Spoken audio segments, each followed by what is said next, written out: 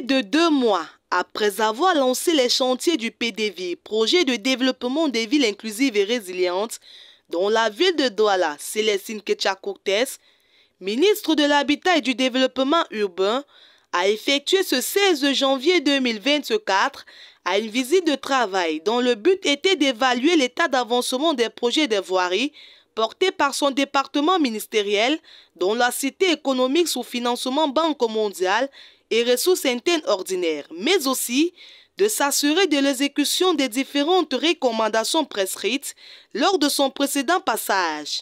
Sur le terrain, le ministre, accompagné des autorités compétentes, félicite l'état d'avancement de certaines entreprises dans l'exécution de leurs tâches respectives, mais aussi déplore la lenteur des autres dans le travail. Nous avons parcouru l'ensemble de ces projets et je me réjouis de ce que depuis le 8 novembre, il y a eu beaucoup de progrès.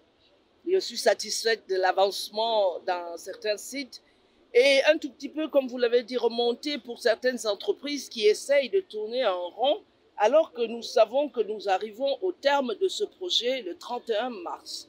Donc il s'agit aujourd'hui de mettre des bouchées doubles pour finaliser ce projet sur des sites qui présentent des légers retards.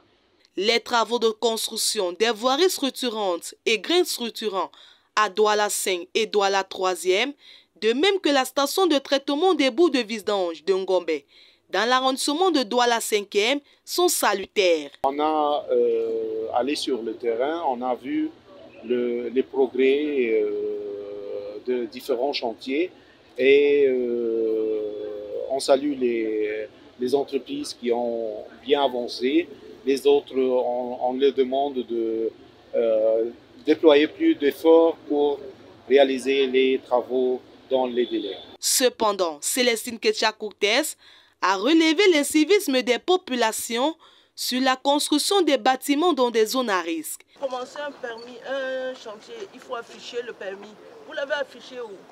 D'un ton ferme, elle a ordonné au maire de la ville de Douala, le Dr Roger Mbassa-Diné, la démolition et l'arrêt immédiat des travaux pour éviter d'éventuels effondrements.